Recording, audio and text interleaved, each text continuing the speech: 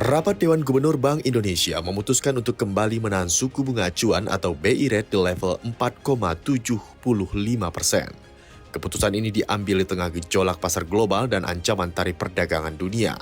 Gubernur Bank Indonesia Peri Warjio menegaskan bahwa keputusan tersebut konsisten untuk menjaga stabilitas nilai tukar rupiah. Selain BI Rate, suku bunga deposito facility tetap di level 3,75% dan lending facility di angka 5,5%. Keputusan ini sejalan dengan ekspektasi pasar. Bank Sentral telah mempertahankan suku bunga pada level yang sama selama 4 bulan berturut-turut sebagai bentuk transmisi kebijakan moneter yang preemptif. Meski demikian, Peri Warjio menyatakan ruang penurunan suku bunga masih terbuka lebar ke depan. Hal ini akan bergantung pada perkembangan inflasi tahun ini yang ditargetkan berada pada sasaran 4,5% plus minus 1%. Keputusan Bank Indonesia ini diharapkan dapat memberikan kepastian bagi dunia usaha dan menjaga momentum pertumbuhan ekonomi nasional di awal tahun 2026.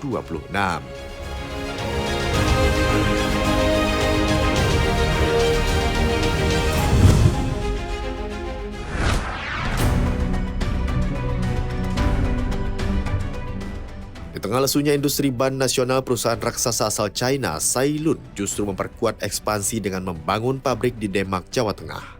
Investasi senilai 4,2 triliun rupiah ini hadir saat ribuan pekerja ban lokal justru sedang dirumahkan.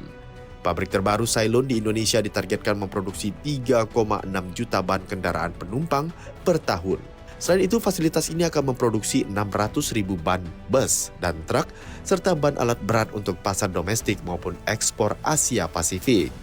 Namun kondisi ini berbanding terbalik dengan pabrik ban lokal lainnya. Asosiasi Perusahaan Ban Indonesia atau APBI melaporkan sekitar 63-70 ribu pekerja kini dalam kondisi dirumahkan akibat efisiensi. Penurunan penjualan kendaraan nasional menjadi penyebab utama lesunya industri. Bahkan beberapa pabrik besar di kawasan Bogor dan Cilengsi dilaporkan mulai melakukan negosiasi penghentian gaji. Sementara bagi karyawannya, kehadiran investasi besar dari China diharapkan dapat menjadi stimulus baru.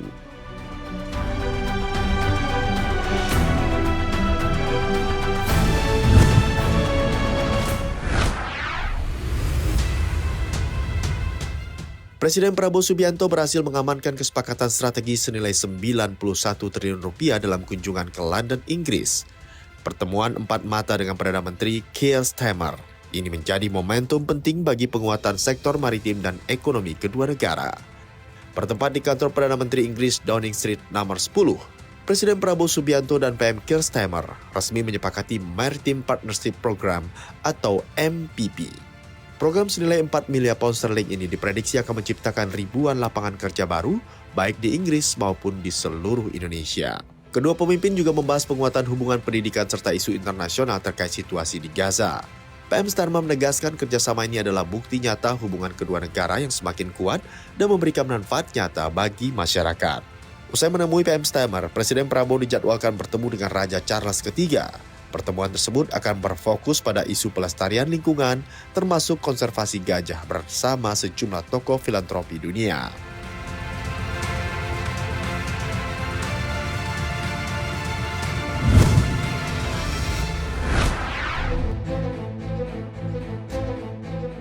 Badan Pengelola Investasi Daya Anagata Nusantara atau Danantara kembali menyiapkan langkah besar untuk menghimpun dana segar pada semester pertama tahun 2026 ini. Danantara menargetkan dana sebesar 20 triliun rupiah melalui penerbitan Patriot Bond Jilid 2. Penerbitan obligasi Patriot ini merupakan lanjutan dari kesuksesan tahun lalu yang berhasil mengumpulkan 3,6 miliar dolar Amerika Serikat. Kali ini Danantara secara khusus menyasar para taipan sektor kelapa sawit dan elit bisnis nasional yang belum berpartisipasi pada penerbitan pertama. Meski kupon obligasi diprediksi berada di bawah tingkat bunga pasar, instrumen ini tetap diminati sebagai wujud kontribusi pada negara. Dana yang terkumpul akan digunakan untuk modal tambahan untuk mendorong ambisi pertumbuhan ekonomi 8% yang ditargetkan pemerintah. Sejauh ini Danantara telah mengumpulkan sekitar 5 miliar dolar Amerika Serikat dalam bentuk dividen BUMN. Selain itu, fasilitas kredit sindikasi tanpa jaminan senilai 1 miliar dolar Amerika Serikat dari bank luar negeri juga telah diamankan untuk memperkuat investasi domestik maupun internasional.